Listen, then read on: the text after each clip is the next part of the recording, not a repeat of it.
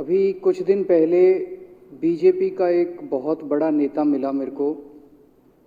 उससे काफ़ी लंबी चर्चा हुई मेरी, और उसने जो जो बातें बताई वो इतनी चौंकाने वाली थी कि आप सब सुनोगे तो रोंगटे खड़े हो जाएंगे। उसने मेरे से पूछा कि केजरीवाल जी, आपको क्या लगता है मोदी जी अडानी की इतनी मदद क्यों करते हैं? मैंने कहा दोस्त हैं दोनों, इसीलिए करते हैं। कहते बस इसलिए। कहता मोदी जी ने आज तक किसी के लिए कुछ नहीं करा, अपनी वाइफ के लिए कुछ नहीं करा, अपनी माँ के लिए कुछ नहीं करा, उनके भाई गुजरात में रहते हैं उनके लिए, किसी रिश्तेदार के लिए कुछ नहीं करा, राजनीतिक गुरु के लिए कुछ नहीं किया। वो अपने दोस्त के लिए इतना कुछ करेंगे, ऐसा कैसे हो सकता है? दोस्त पे इतने मेहरबान क्यों हैं? ऐसी भी क्या दोस्ती है? आज के ज़माने में कौन कोई भाई के लिए कुछ नहीं करता, दोस्त के लिए कौन करता है? तो मैंने कहा फिर क्या मामला है? कहते आप खुद सोचो, इतना बड़ा क्राइसिस हुआ, हिंडनबर्ग की रिपोर्ट आई, चारों तरफ थू थू हुई, पूरा क्रैश कर गया अडानी ग्रुप। मोदी जी इतने स्वार्थी आदमी हैं कि अगर केवल मामला दोस्ती तक होता तो 2 मिनट में उसको साइड करते और कहते मेरा कोई लेना देना नहीं इससे। अभी भी उसको बचाने में लगे हुए हैं। कभी एसबीआई को कह रहे हैं इसको पैसे दो, आज अखबार में आया पीएफ वालों को भी बोला इसको पैसे दो। सारी एजेंसी अभी भी उसको पूरी तरह से उसको बचाने में लगे हुए हैं। तो मैं भी अचंभे में रह गया कि मामला तो कुछ अलग ही है। क्यों ऐसा भी क्या दोस्त हो गया कि दोस्त डूब रहा है और फिर भी उसको पूरी तरह से इतना बड़ा पॉलिटिशियन है। पॉलिटिशियन के लिए तो परसेप्शन सबसे इंपॉर्टेंट होती है। कोई आसपास वाला अगर कहीं, वो तो आदमी कह देता है यार मेरे से मिलना बंद कर दियो कल से, वो उसको अभी भी बचाने में लगे हुए हैं। और उसने मेरे को बताया कि, मैंने कहा फिर मामला क्या है? तो कहता है जी अडानी तो केवल फ्रंट है, अडानी में सारा पैसा मोदी का लगा हुआ है। मैंने कहा ये कैसे हो सकता है? ये नहीं हो सकता। कहते हैं अडानी के अंदर सारा पैसा मोदी जी का लगा हुआ है, अडानी केवल फ्रंट है, अडानी तो केवल मोदी जी का पैसा मैनेज करता है, मैनेजर है। उसको 10%, 15%, 20% इतनी कमीशन मिलती है, बाकी सारा का सारा पैसा मोदी जी का लगा हुआ है। अगर कल को जांच हो गई, जेपीसी बैठ गई, ईडी की जांच हो गई, सीबीआई की जांच हो गई, तो अडानी नहीं डूबेगा, मोदी जी डूबेंगे। जिस दिन अडानी डूबा उस दिन मोदी जी डूबेंगे। मैंने कहा यार उनको पैसे की क्या जरूरत है? प्रधानमंत्री जी को, मोदी जी को, उनके ना आगे कोई ना पीछे कोई, उनको क्या पैसे की जरूरत है? तो कहता है सर पैसे की हवस होती है, लत होती है। कहता है इतने दुनिया में इतने बड़े बड़े अमीर आदमी हैं, उनको कोई अब और पैसे की थोड़ी जरूरत है, लगे पड़े हैं सारे, और पैसा और पैसा और पैसा। बोला हवस होती है। बोला जिस दिन अडानी दुनिया का सेकंड रिचेस्ट मैन बना था, अडानी दुनिया का सेकंड रिचेस्ट मैन नहीं बना था, मोदी जी दुनिया के सेकंड रिचेस्ट मैन बने थे। और अब मोदी जी का ख्वाब है, उनका सपना है कि वो दुनिया के रिचेस्ट मैन बनना चाहते हैं। प्रधानमंत्री तो बन गए, वो दुनिया के रिचेस्ट मैन बनना चाहते हैं। फिर उसने मेरे को एक एक करके, मैं बड़ा धीरे धीरे उसकी बातों पे, पहले तो मैं एकदम शॉक हो गया ये कह क्या रहा है कि अडानी के अंदर सारा पैसा मोदी जी का लगा है। फिर वे धीरे धीरे उसने एक एक करके बातें खोल के समझानी चालू की। कहता है मोदी जी श्रीलंका गए, श्रीलंका के राष्ट्रपति राजापाक्सा हैं। राजापाक्सा को मोदी जी ने जबरदस्ती करके वहां का विंड प्रोजेक्ट अडानी को दिलाया। क्यों दिलाया? मैं आप लोगों से पूछना चाहता हूं, आप में से कोई विदेश जाएगा तो वहां की किसी एजेंसी को जबरदस्ती करके अपने भाई को, रिश्तेदार को ठेका दिला के आओगे क्या? ऐसे कोई करता है क्या? मोदी जी ने जबरदस्ती राजपाक्षा के ऊपर प्रेशर डाल के वहां का विंड प्रोजेक्ट अडानी को दिलाया। अडानी को नहीं दिलाया, खुद लिया वो प्रोजेक्ट। वो मोदी जी का प्रोजेक्ट है, वो अडानी का प्रोजेक्ट नहीं है। और ये बात कैसे निकली? वहां का जो बिजली बोर्ड है श्रीलंका का, जैसे अपने यहाँ स्टैंडिंग कमेटी है असेंबली की, पार्लियामेंट की स्टैंडिंग कमेटी है, वैसे उनकी भी पार्लियामेंट की स्टैंडिंग कमेटी होती है। तो वहां पे पार्लियामेंट की, श्रीलंका की पार्लियामेंट की स्टैंडिंग कमेटी ने जब उनके बिजली बोर्ड के चेयरमैन को बुलाया और बोले तूने ये प्रोजेक्ट अडानी को क्यों दिया, तो उसने कहा जी राजपाक्षा साहब ने मेरे को बुलाया था, उन्होंने कहा मोदी जी मेरे पे बहुत प्रेशर डाल रहे हैं कि ये प्रोजेक्ट अडानी को दो। मोदी जी बांग्लादेश गए, बांग्लादेश वालों को बिजली खरीदनी थी, 1500 मेगावाट बिजली 25 साल के लिए। मोदी जी ने वो प्रोजेक्ट भी अडानी जी को दिला दिया। अडानी को नहीं दिलाया, मोदी जी ने वो प्रोजेक्ट खुद लिया। 25 साल तक 1500 मेगावाट बिजली खरीदने का प्रोजेक्ट बांग्लादेश का, वो भी मोदी जी ले आए अपने नाम पे। इजराइल गए, इजराइल के साथ भारत ने कई सारे रक्षा सौदे किए, रक्षा सौदे, वो सारे के सारे रक्षा सौदे अडानी को दे दिए। अडानी को नहीं दिए, मोदी जी ने खुद लिए।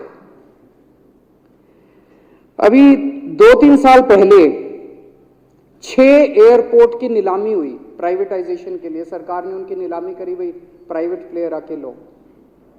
उसमें एक कंडीशन थी कि उसी को दिया जाएंगे ये एयरपोर्ट जिसने पहले एयरपोर्ट का काम कर रखा है। हर सरकारी ठेके में होती है, हम सड़क बनाते हैं, कहते हैं भाई सड़क, जिसको ठेकेदार को सड़क बनाने का एक्सपीरियंस है उसी को दिया जाएगा। हम बिल्डिंग बनाते हैं, हम कहते हैं भाई ये पानी के वाटर ट्रीटमेंट प्लांट लगाते हैं, हम कहते हैं भाई जिसने WTP वाटर ट्रीटमेंट प्लांट इतने लगा रखे हैं उसी को दिया जाएगा। हम सीवेज ट्रीटमेंट प्लांट बनाते हैं, हम कहते हैं जिसको 20 साल का एक्सपीरियंस है, 15 साल का है, उसी को। इसमें भी ये कंडीशन थी कि जिसने इतने साल तक एयरपोर्ट चलाने का काम कर रखा उसी को दिया जाएगा। अब अडानी ने तो कर नहीं, मोदी जी ने तो कर नहीं रखा था, अडानी ने तो कर नहीं रखा था, तो क्या करते? आखिरी मोमेंट पे वो कंडीशन हटा दी गई, बोले कोई एक्सपीरियंस की जरूरत नहीं है। 6 एयरपोर्ट नीलामी पे थे, 6 के 6 एयरपोर्ट अडानी को दे दिए, अडानी को नहीं दिए। मोदी जी ने वो खुद 6 के 6 एयरपोर्ट खुद अपने नाम कर लिए। आज 2021 नवंबर में एयरपोर्ट टेक ओवर किए, 2023 1.5 साल हुआ है। 1.5 साल के अंदर आज एयरपोर्ट का 30%, पूरे देश का एयरपोर्ट का जितना धंधा है, बिजनेस है, उसका 30% बिजनेस जो है वो मोदी जी के पास है। 30%, 1.5 साल के अंदर इतना बड़ा भारत देश, इतने एयरपोर्ट, 30% एयरपोर्ट का बिजनेस आज मोदी जी के पास है। एक और बड़ी इंटरेस्टिंग चीज हो रही है, ये ईडी और सीबीआई को इस्तेमाल करके बंदूक यहां रख के लोगों की फैक्ट्रियां छीनी जा रही हैं। मतलब 10 अक्टूबर 2018 को 10 अक्टूबर 2018 को कृष्णापट्टनम पोर्ट के ऊपर इनकम टैक्स की रेड हुई और 6 अप्रैल 2020 को 1.5 साल बाद वो पूरा एयरपोर्ट अडानी ने खरीद लिया। उसके यहां बंदूक रख के उसको कहा या तो दे दे और या जेल। तो वो अडानी ने नहीं खरीदा, वो मोदी जी के पास चला गया कृष्णापट्टनम एयरपोर्ट। 10 दिसंबर 2020 को एसीसी और अंबुजा सीमेंट पे रेड हुई और 2 साल बाद 16 अक्टूबर 2022 को दोनों सीमेंट प्लांट मोदी जी के पास चले गए। 2020 जुलाई को मुंबई एयरपोर्ट का मालिक था जीवीके, उसके ऊपर सीबीआई और ईडी की रेड हुई, एफआईआर हुई और 1 महीने बाद मुंबई एयरपोर्ट जो है वो मोदी जी के पास चला गया, अडानी के पास चला गया। तो ईडी और सीबीआई पे रेड कराते हैं, उसको धमकाते हैं फैक्ट्री वाले को, कंपनी वाले को कि या तो जेल जा और या तेरी फैक्ट्री हमको दे दे। ये इधर तो सुनते थे हरियाणा की तरफ ये टुच्ची, इधर इसकी फैक्ट्री भी छीन ली, पंजाब में भी सुनते थे इसकी भी फैक्ट्री छीन ली, इसकी पूरे देश के अंदर ये इतनी गुंडागर्दी मची पड़ी है कि ईडी की रेड करा देते हैं, सीबीआई की रेड करा देते हैं, यहाँ बंदूक रखते हैं और कहते हैं या तो फैक्ट्री दे दे और या जेल जा। ये क्या चल क्या रहा है इस देश के अंदर? इन्होंने अभी थोड़े दिन पहले ऑर्डर निकाला कि सारे जितने पावर प्लांट हैं, जितनी राज्य सरकारें हैं, पंजाब सरकार की, हमारी जो सरकार है, उनके पास भी ऑर्डर आया, सारी सरकारों को जितना उनका कोयले की रिक्वायरमेंट है उसमें से 10% कोयला इंपोर्टेड इस्तेमाल करना पड़ेगा। और इंपोर्ट केवल मोदी जी करते थे, अडानी करता था। तो इसका मतलब आपको 10% अपना कोयला कंपलसरी, जरूरत नहीं है आपको कोयले की, लेकिन 10% कोयला आपको अडानी से खरीदना पड़ेगा। हमारे देश का कोयला 2000 रुपये टन है, इंपोर्टेड कोयला 20,000 रुपये टन है। 10 गुना दाम के ऊपर आपको अडानी से यानी कि मोदी जी से कोयला खरीदना पड़ेगा। इन्होंने सुप्रीम कोर्ट का एक और, जब कोयला घोटाला हुआ था अपने देश के अंदर, तो सुप्रीम कोर्ट ने आदेश दिया था कि अब कोयले की खदानें किसी भी प्राइवेट वाले को नहीं दी जाएंगी, सारी खदानें सरकारें। तो इन्होंने कुछ खदानें राजस्थान सरकार को दे दी, कुछ खदानें छत्तीसगढ़ सरकार को, कुछ खदानें पंजाब सरकार को, सरकारों में बांट दी।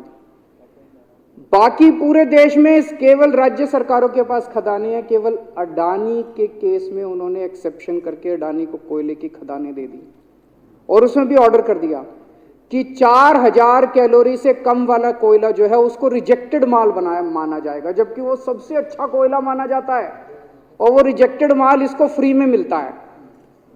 तो कम से कम 2800 करोड़ रुपए का कोयला हर साल फ्री में मोदी जी ले जाते हैं।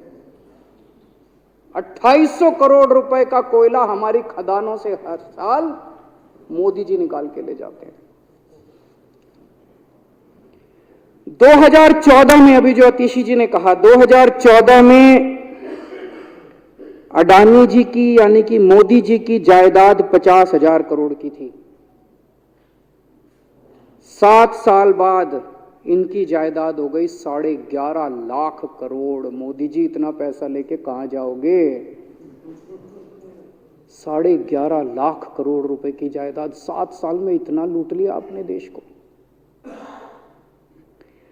2014 में 609 नंबर पे थे, अब ये सेकंड रिचेस्ट बन गए, अब रिचेस्ट बनना चाहते हैं। ये तो लेकिन कुदरत है, कुदरत तो बड़ी ताकतवर है। किसने सोचा था एक दिन हिंडनबर्ग रिपोर्ट आएगी और 24 घंटे के अंदर सारा तहस नहस हो जाएगा। 1947 से लेके 2014 तक 67 साल में भारत देश ने, सारी सरकारें जितनी आई सबने मिलके 55 लाख करोड़ रुपए का कर्जा लिया था भारत सरकार ने। 2014 से 2022 7 साल के अंदर 85 लाख करोड़ रुपए का कर्जा ले लिया, दुगने से भी ज्यादा। जितना 67 साल में लिया था उतना 7 साल में ले लिया। ये पैसा गया कहां? ये पैसा गया कहां? ये सारा इनकी जेब में गया। तो मैं जनता को कहना चाहता हूं, आप तो जीएसटी देते हो, अपने बच्चों का पेट काट के टैक्स देते हो, दूध पे, दही पे, हर चीज पे जीएसटी देते हो। वो जीएसटी का पैसा जाता है जनता की उसमें खजाने में, वहां से वो जाता है अडानी के खजाने में और वहां से वो जाता है मोदी जी के खजाने में। दोनों हाथों से लूट मची हुई है, पूरे देश को लूट रहे हैं प्रधानमंत्री जी, मोदी जी पूरे दोनों हाथों से लूट रहे हैं। कोयला लूट रहे हैं, एयरपोर्ट लूट रहे हैं, सड़कें लूट रहे हैं, बिजली लूट रहे हैं, पानी लूट रहे हैं, कुछ नहीं छोड़ा, सब कुछ लूट रहे हैं। जितना कांग्रेस ने 75 साल में नहीं लूटा, उससे 10 गुना इन्होंने 7 साल के अंदर, 8 साल के अंदर लूट लिया देश को। अडानी का क्या रोल है इसमें? मोदी जी कम पढ़े लिखे हैं, उनको समझ नहीं है कि करना क्या।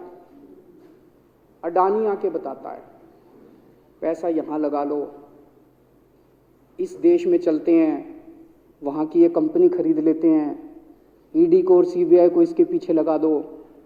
वो सारा मैनेजमेंट करता है, दिमाग उसका, पैसा मोदी जी का। उसके बदले में उसको पता नहीं 10%, 15%, 20% कितनी कमीशन मिलती है, लेकिन दिमाग सारा अडानी का है। और मेरे को ज्यादा चिंता इस बात की है अध्यक्ष महोदय, प्रधानमंत्री जी कम पढ़े लिखे हैं, उनको कम समझ में आता है। लोग आके उनको कुछ ना कुछ कहीं भी जाते हैं या कोई विदेश से आता है, उसके जो भी विदेश से नेता आता है या कहीं जाते हैं तो दो ही कंडीशन होती है। एक तो उसको कहते हैं भाई गले मिल ले, तो फोटो खिंचा ले, गले मिल ले, फोटो खिंचा ले, पार्क में घूम ले, तो वो फोटो खिंचाने के लिए उसको कहा जाता है भी फोटो खिंचा ले, फोटो खिंचाने के। और दूसरा उसको कहा जाता है भी अडानी को ये ठेका दे दे, अडानी को ये ठेका दे दे। और कोई किसी कईयों को कहते हैं तारीफ कर दे, कोई आके कुछ नेता आके कहते हैं ना मोदी जी तो दुनिया के सबसे लोकप्रिय नेता है। उसने क्या लेना देना मोदी जी दुनिया के सबसे लोकप्रिय, वो आके क्यों कह रहा है? बदले में वो देश, ये जो गोरे हैं ना, बहुत चतुर हैं, बहुत चालाक हैं, ये ऐसे इतने भोले वाले नहीं है कि यहाँ पे आए और कह गए मोदी जी दुनिया के, वो पता नहीं किस किस चीज पे साइन करा के ले जाते हैं, पता ही नहीं चलता बदले में क्या साइन करा के ले जाते हैं। यही हुआ था 17वीं 18वीं सदी के अंदर हमारे देश में। वो ईस्ट इंडिया कंपनी वाले आते थे, उस टाइम के हमारे राजे महाराजे भी ऐसे ही अनपढ़ होते थे, उनको कुछ अकल होती नहीं थी। उनके राज्य, उनके दरबार में आते थे, उनकी तारीफ करते थे, खूब तारीफ करते थे, और पता नहीं किस किस चीज पे साइन करा के ले गए। 100 साल के अंदर पूरा देश अंग्रेजों ने कब्जा कर लिया। वही हाल अब हो रहा अपने देश का कि हमारे कम पढ़े लिखे प्रधानमंत्री हैं, पैसे की हवस है, और मतलब जो भी आता है 2 लाइन उनके उसमें बोल दे, गले मिल ले, पार्क में घूम ले, अडानी को 2 कंपनियों का ठेका दे दे, बदले में पता नहीं देश का क्या क्या बेच दिया इन लोगों ने।